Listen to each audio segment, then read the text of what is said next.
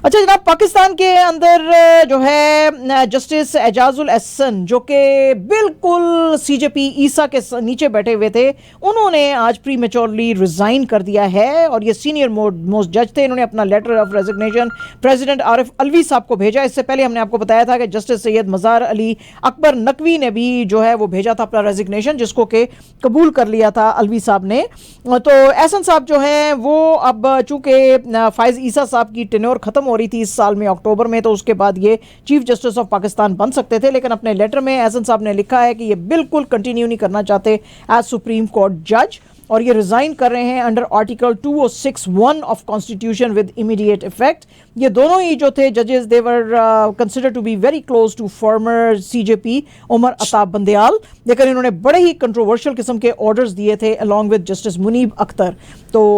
अब इसके ऊपर तो लेकिन जो एक्सपर्ट्स हैं उनका कहना है कि अगर इन्होंने कोई रॉन्ग डूइंग की है तो इसका ये मतलब नहीं है कि just because they are resigning तो इनके ऊपर भी एक प्रोब बिठाने की जरूरत नहीं है। जो भी कोई जजेस जिनके के खिलाफ है, I am not typically talking about justice Ahsan, but जिस किसी के भी खिलाफ है तो एक्सपर्ट्स का, लीगल एक्सपर्ट्स का कहना है कि जी छुट्टी अगर इन्होंने कोई गलत काम किया तो उससे नहीं है, रिजाइन ये बेशक कर सकते हैं बट प्रोब इनके ऊपर बिठाई जा सकती है अगर स्टेट चाहे तो। MQMP जो है उसके सीनियर डेप्यूटी कन्वीनर मुस्तफ़ा कमाल और डेप्यूटी कन्वीनर फारूक सत्तार जो हैं, उन्होंने कहा है कि हम 2 नेशनल असेंबली की सीट्स जो कराची से हैं उसमें फरवरी 8 में हम कंटेस्ट करेंगे। MQMP ने कहा कि जी हमने पूरी की पूरी लिस्ट जो है जो पार्टिसिपेट कर रही है अपकमिंग इलेक्शंस में वो हमने जारी कर दी है। इसमें इन्होंने फील्ड किए हैं 16 कैंडिडेट्स फ्रॉम 18 NA कॉन्स्टिट्यूंसीज इन कराची। इसमें कन्वीनर खालिद मकबूल सिद्दीकी जो हैं वो कंटेस्ट करेंगे NA 248 सीट सेंट्रल से, डिस्ट्रिक्ट सेंट्रल से। कमाल जो हैं वो NA 242 जो किमाड़ी की सीट है, जिसमें कि बहुत कोशिश की थी कि PMLN ने भी कि वहाँ से ये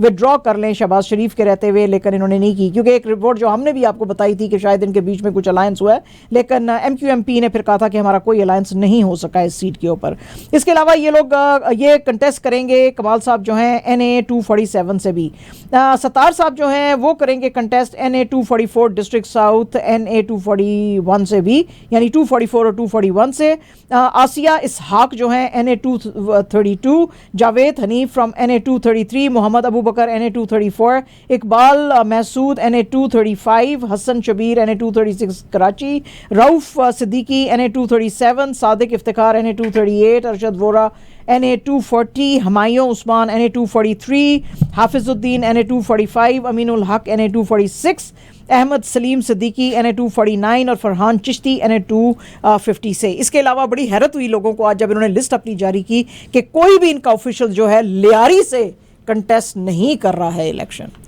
पीपल्स पार्टी का यस वो नहीं कर रहे हैं, बराबर देखेंगे। अच्छा जनाब, आज अफसोस का वाकया ये है कि एक लोकल PTI के जो लीडर हैं शाह खालिद साहब, उनको अनआइडेंटिफाइड लोगों ने गोली मार के मार दिया KP के स्वाबी के एरिया के अंदर, और सस्पेक्ट्स जो हैं वो वहां से भाग गए। वो एक मोटरसाइकिल के ऊपर आए थे और उन्होंने खालिद साहब की गाड़ी जो अदा से गुजर रही थी उसके ऊपर गोलियां मारी और जिसके के अंदर इनका जो है इनकी डेथ हो गई। अभी एक दिन पहले ही इंडिपेंडेंट कैंडिडेट कलीमुल्लाह खान जो कि कंटेस्ट कर रहे थे KP के PK 104 से, उनके ऊपर भी इसी तरह अनआइडेंटिफाइड लोगों ने आके गोलियां चलाई जिससे उनकी डेथ हुई। अर्लियर PMLN के जो कैंडिडेट हैं NA 258 से असलम बुलेदी, उनको भी गोलियां मारी गई थी लेकिन वो हर्ट हुए हैं उसके अंदर, और ये कंटेस्ट कर रहे थे तुर्बत से। तो ये कॉन्स्टेंटली जो है भाई कैंडिडेट्स को मारने का सिलसिला है, और फिर हमारी फोर्सेस कहती हैं करार वाकई ही सजा देंगे। पायन कितने बैठे हो, बाहर निकलो ज़रा कुछ करो। केयर टेकर इंफॉर्मेशन मिनिस्टर जो हैं मुर्तज़ा सोलंकी साहब, उन्होंने आज नाम तो नहीं लिया बिलावल भुट्टो जरदारी का, लेकिन उनके जो हमने आपको बयान 2 दिन पहले सुनाए थे, जो उन्होंने कहा था कि अगर पीपल्स पार्टी आएगी तो हम 300 यूनिट तक जो लोग यूज़ करते हैं इलेक्ट्रिसिटी उनको फ्री देंगे, एजुकेशन जो यूनिवर्सिटी की है वो फ्री करेंगे, सैलरीज बढ़ा देंगे। उसके ऊपर आज इन्होंने बहुत ज़्यादा एतराज़ किया। उन्होंने कहा कि ये चीप टॉक जो है इसको रहने दें, ये पाकिस्तान की जो सफरिंग्स हैं और जो असल इश्यूज हैं उनके ऊपर बात करें, जो हेल्थ है, एजुकेशन है और जिस तरह की इकोनॉमिक कंडीशन है उससे पाकिस्तान को निकालने की बात करें। ये खामखा के चीप नारे अपने इलेक्शंस जीतने के लिए मत करें। कंट्री को जिस वक्त आप इकोनॉमिक प्रॉब्लम से निकालेंगे तभी कंट्री के मसाइल जो हैं वो हल होंगे। इसके अलावा उन्होंने कहा जी कि हमारा काम एज इंटरम जो गवर्नमेंट है उसमें यह है कि इलेक्शन कमीशन ऑफ पाकिस्तान के हम पीछे खड़े हैं, जैसे माजिद भाई मेरे पीछे खड़े हैं तो हम खड़े हैं और हमारा काम है कि हम जो है इलेक्शंस जो हैं वक्त पे कराएं। चलो ठीक है पायन, बड़ी अच्छी गल है अगर तुसी कहंदे हो वक्त से इलेक्शन कराने, वैसे मैनू लग नहीं रहा कि इलेक्शन तुसी वक्त पे कराओगे। अच्छा जनाब, अजय बसेरिया की किताब जिसके ऊपर आपके बहुत ही प्यारे प्यारे कमेंट्स मेरे लिए आए, जिसकी अभी मैंने जिक्र किया था, उन्होंने जो उसमें जो मैंने आपको बताया था उनकी जो किताब है उसमें जो उन्होंने रेवलेशंस किए थे कि बालाकोट के अंदर जो हमने किया था उसमें इमरान खान साहब डर गए थे और मोदी जी से बात करना चाहते थे और जो है हमने उनको डरा दिया था। तो वो जो उनकी अपकमिंग अभी बुक आई नहीं है उसमें उन्होंने बातें, जो एक्सर्प्ट्स कुछ आए थे उसमें उन्होंने बातें, आज पाकिस्तान के फॉरेन ऑफिस ने उस तमाम की तमाम बात को निखारा है। Pakistan foreign office spokesperson Mumtaz Zahra Baloch जो हैं उन्होंने आज अपनी वीकली ब्रीफिंग जो इस्लामाबाद में दे रही थी, उन्होंने कहा जी कि मुझे हैरत हो रही है कि ये इतने प्रोफेशनल डिप्लोमेट हैं और ये इस तरह की बातें बेपर की कैसे उड़ा सकते हैं। वो कहती हैं जी कि मैंने अभी तक बुक तो पढ़ी नहीं है लेकिन मैंने मीडिया में जो रिपोर्ट्स देखी हैं उसके अंदर जो इन्होंने बातें की हैं वो सारे का सारा झूठ है। पुलवामा के अंदर जो इन्होंने ड्रामा किया था जिसका कि इन्होंने इल्जाम पाकिस्तान को दिया है, वो सिर्फ इन्होंने पॉलिटिकल गेम थी इनकी और ये रिफ्लेक्ट करती है इंडिया की फैशिस्ट मेंटालिटी को। और ये जो एयर स्ट्राइक्स इन्होंने किए थे बालाकोट के अंदर, ये तो इंडिया के खुद के लिए नाइटमेयर शामिल साबित हुए थे क्योंकि पाकिस्तान एयरफोर्स ने इनके 2 तैयारे जो हैं वो गिराए थे। और इनकी जो बुक है anger management the trouble diplomatic relationship between India and Pakistan, जिसमें कि इन्होंने लिखा था कि फरवरी 27, 2019 की जो रात थी उसमें जो बालाकोट स्ट्राइक किए गए थे तो पाकिस्तानी जो थी गवर्नमेंट जो थी जिसमें कि इमरान खान साहब प्राइम मिनिस्टर थे, वो इतने ज्यादा डर गए थे कि उन्होंने फौरन मोदी जी को फोन लगाया था आधी रात के वक्त और मुझे कहा था कि मोदी जी से मेरी बात करवाएं उनके स्टाफ ने। और मोदी जी ने जो कहा था कि बात मैं नहीं करूंगा या जो भी, तो फिर मैंने उनसे कहा था जी मेरे से आप बात कर लें और मुझे बताएं। तो उन्होंने जो है वो कहते हैं जी कि ये बड़ा डर गए थे पाकिस्तान वाले जो है इस अटैक से और इमरान खान साहब पैनिक कर गए थे और पाकिस्तान की जो मिलिट्री जो है वो भी बड़ा पैनिक कर गई थी और जनरल बाजवा जो थे फिर उन्होंने बात की थी। तो आज फॉरेन ऑफिस ने कहा कि ये सारे का सारा झूठ का पलंदा है, इसमें कुछ भी सच नहीं है। इलेक्शन कमीशन ऑफ पाकिस्तान जो है जी उसने अब कहा है कि पेशावर हाई कोर्ट ने जो वापस बल्ले का निशान दे दिया है पीटीआई को, उसको ये अपील करेंगे उसके सिलसिले में जो है सुप्रीम कोर्ट ऑफ पाकिस्तान के अंदर। उन्होंने पहले कहा था कि पीटीआई के अंदर इंट्रा पार्टी इलेक्शंस जो हैं वो ठीक से नहीं हुए हैं और एज अ रिजल्ट ये इनको हम जो है नहीं मानते हैं और हम इनको बल्ले का निशान नहीं देंगे। इस पेशावर हाई कोर्ट ने कहा था कि एक तो ईसीपी का कोई काम नहीं है कि वो इंटर पार्टी इलेक्शन के अंदर बात करें और उन्होंने इसको इलीगल कहते हुए नल एंड वॉइड इनके डिसीजन को कहा था। आज बहुत लंबी मीटिंग्स चलती रही ईसीपी के अंदर और उसके बाद उन्होंने कहा है जी कि हम सुप्रीम कोर्ट से बात करेंगे। इसका जवाब देते हुए पीटीआई के जो चीफ इलेक्शन कमिश्नर नियाजुल्ला नियाजी हैं, उन्होंने कहा जी हम ईसीपी के ऊपर इनकाउंटर, हम इनके ऊपर कंटेम्प्ट ऑफ कोर्ट का केस अब डालने लगे हैं क्योंकि जैसे ही कोर्ट का ऑर्डर आता है कि एक लिस्ट आप छाप दें और सारे उसके अंदर जो सिंबल्स हैं पॉलिटिकल पार्टीज के वो छाप दें, वो विद इन फ्यू आवर्स आपने करना होता है और क्योंकि इन्होंने नहीं किया है तो this is contempt of Peshawar high court का ऑर्डर जो है और इसलिए हम इनके ऊपर कंटेम्प्ट ऑफ कोर्ट की प्रोसीडिंग्स अब चलाएंगे। ठीक है जी पाइन, चीज़ां गर्म ने, बहुत गर्म ने। मैं तुहानू कहा ना गल वध गई है गल वध गई है। आज पाकिस्तान के डिफरेंट हिस्सों के अंदर आया जल्जला और इसका जो मैग्नीट्यूड था वो 6 था और ये झटके महसूस किए गए इस्लामाबाद, लाहौर, कुछ केपी के सिटीज़ में, आज़ाद जम्मू एंड कश्मीर में और इसका जो एपी सेंटर था वो हिंदू कुश का रीजन था अफगानिस्तान के अंदर। पाकिस्तान मेट्रोलॉजिकल डिपार्टमेंट ने कहा कि ये झटके जो थे फील किए गए सरगोदा, खुशाब, मंडी बहाउद्दीन, भक्कर, नौशेरा, मुजफ्फराबाद, नीलम वैली, कोहाट, पिशावर, शबकदर, एबटाबाद, लोअर दीर, मियांवाली, DIK, मानसहरा, बडग्राम, कोहिस्तान, तरबेला, हंगू, दयामेर, पाराचिनार और बन्नू के इलाकों के अंदर। और वो कहते हैं जी कि ये जो अर्थक्वेक्स आते हैं पाकिस्तान के अंदर ये कोई अनयूजुअल नहीं है बिकॉज पाकिस्तान जहाँ पे सिचुएटेड है तो वो उसके ऊपर है, ये जो यूरेशियन टेक्टोनिक जो प्लेट्स हैं बिल्कुल उसके ऊपर, तो इसलिए यहाँ पे जो हैं ये यानी कि अर्थक्वेक के झटके आते रहते हैं जी। एंड वो कहते हैं कोई गल नहीं जी, हाँ नॉट टू वरी, असी कोई परवाह नहीं करते जो पॉलिटिकल झटके आए हुए असी अगर उन्होंने झेल लिया तो ये छोटे मोटे झटके क्या झटके हैं। ठीक है जी। अच्छा जनाब, हिंदुस्तान के अंदर अलीगढ़ मुस्लिम यूनिवर्सिटी के ऊपर फिर से जो है स्यापे खुल गए हैं क्योंकि एक पिटीशन डाली गई है सुप्रीम कोर्ट के अंदर जिसमें कि उन्होंने कहा जी कि इसको माइनॉरिटी इंस्टीट्यूट का दर्जा दिया जाए। लेकिन जो अलीगढ़ की गवर्नमेंट है उसने आज बड़ी सैनिटी दिखाई है। यूनियन गवर्नमेंट जो है वहां की, उसने कहा है अलीगढ़ मुस्लिम यूनिवर्सिटी को माइनॉरिटी इंस्टीट्यूट का दर्जा नहीं दिया जा सकता क्योंकि इस यूनिवर्सिटी का स्टैचर जो है वो नेशनल स्टैचर है और ये किसी पर्टिकुलर रिलीजन के लोगों को तालीम नहीं देते हैं और this is declared under the constitution कि ये एक इंपॉर्टेंट जो है नेशनल इंस्टीट्यूट है। सॉलिसिटर जनरल तुषार मेहता जो हैं उन्होंने आज एक लेटर लिखा है सुप्रीम कोर्ट को और उन्होंने कहा है, जबकि ये हियरिंग चल रही थी इसके माइनॉरिटी स्टेटस के ऊपर, तो उसमें उन्होंने बात करते हुए कहा कि ये इंस्टीट्यूट जो है प्री इंडिपेंडेंस के इलाके से इसका नेशनल स्टेटस है और ये जो आप रिजर्वेशन पॉलिसी फिर ये लोग नहीं इंप्लीमेंट कर सकेंगे अगर आप इसका ये स्टेटस इससे ले लेंगे, जिसकी की वजह से बहुत ज्यादा एडमिशन के प्रोसीजर्स जो है उसके अंदर प्रॉब्लम्स आएगी और बड़े ही ड्रास्टिक कॉन्सिक्वेंसेस इसके आएंगे। ये जो इंस्टीट्यूशन है इसका अपना एक स्केल है, अपना स्टेचर है, अपनी एक हिस्ट्री है और इसको बनाने के लिए सिर्फ मुसलमान शामिल नहीं थे बल्कि बेशुमार और डिफरेंट धर्मों के लोग भी थे और इसको जो स्टेटस दिया गया था नेशनल यूनिवर्सिटी का, it was given by the state under act of Indian legislative council, जिसकी के वजह से इसको माइनॉरिटी इंस्टीट्यूट का दर्जा नहीं दिया जा सकता और अगर आपने दिया तो फिर पायान गल बच जाएगी है ये ऐसा है। आज जनाब इंडियन हिस्टोरिकल कांग्रेस जो कि ये एक नेशनल लेवल की ऑर्गेनाइजेशन है इंडियन हिस्टोरियंस की, उन्होंने कहा है जी कि ये जो न्यू दिल्ली म्युनिसिपल कॉरपोरेशन ने एक रेजोल्यूशन पास की है और उसमें कहा है कि सुनहरी बाग मस्जिद जो है इसको ढाया जाना चाहिए क्योंकि यहाँ पे ट्रैफिक के बहुत ज्यादा मसाइल हैं, तो ये बड़ा ही गलत और अनवाइज काम होएगा। IHC ने इसके ऊपर बात करते हुए कहा कि ये मस्जिद जो है मेडिवल ईरा की है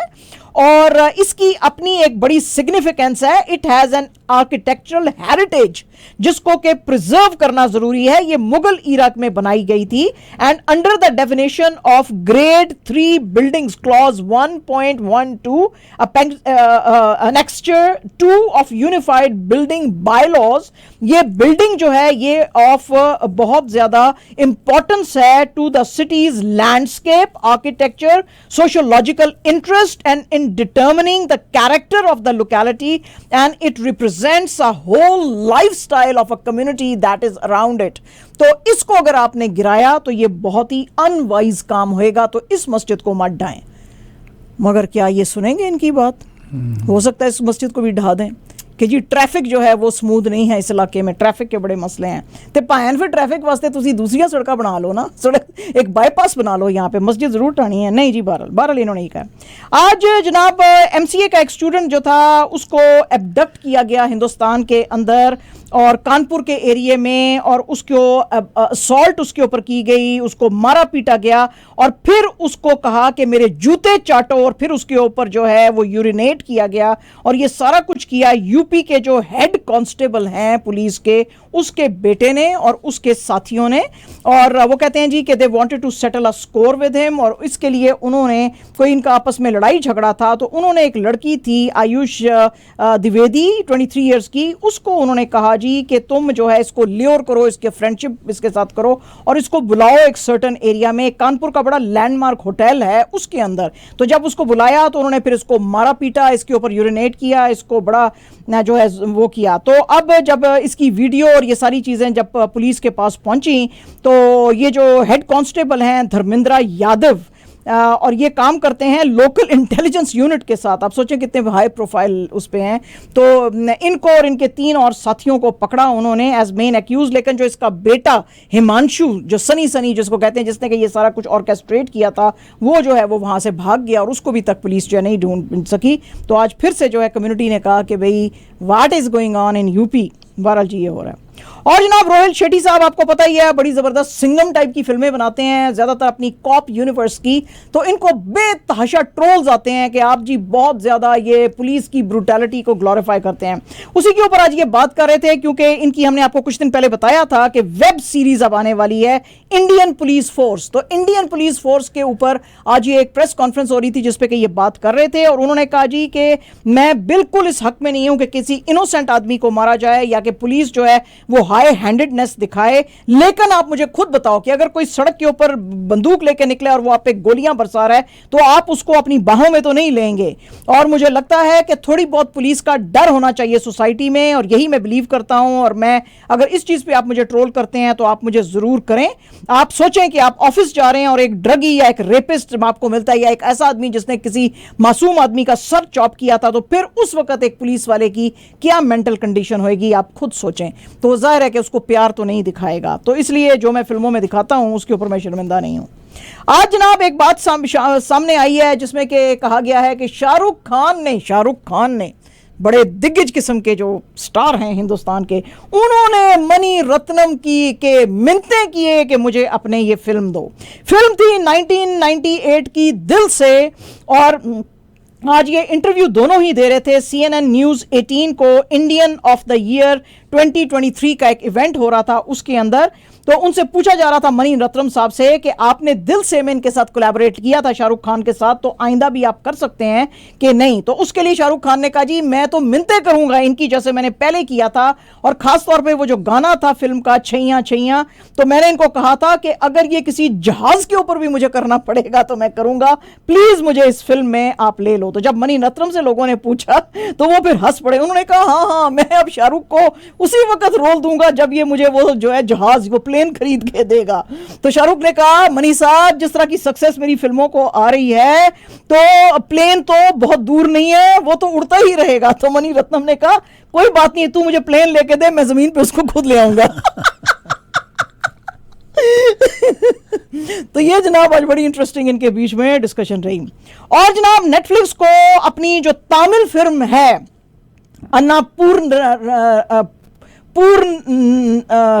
पूर्णरी उसको खींचना पड़ा है नेटफ्लिक्स से। उसकी वजह यह है जी कि हिंदुत्व एक्टिविस्ट जो हैं और सोशल मीडिया के कुछ एक्टिविस्ट जो हैं, उन्होंने कहा जी कि इस फिल्म के अंदर जो है बहुत सारे ऐसे सीन्स हैं जिन्होंने हमारे सेंटिमेंट्स को हर्ट किया है। ZEE5 जो कि फिल्म प्रोड्यूसर है उसने बहुत ज्यादा अपोलोजाइज किया है विश्व हिंदू परिषद से, क्योंकि उसके अंदर ये जो है अन्नापूर्णानी, इसके अंदर एक डायलॉग है जिसमें कि एक आदमी दिखाया हुआ है जो एक औरत को कह रहा है कि राम जी जो लॉर्ड राम थे वो तो मीट खाते थे जब वो एग्जाइल में थे, और ये लिखा हुआ है रामायण के अंदर। और वैसे भी राम जी को एक जो है एरो और बो के साथ शो किया जाता है, जिसका कि मतलब है कि वो हंट करते थे मीट के लिए।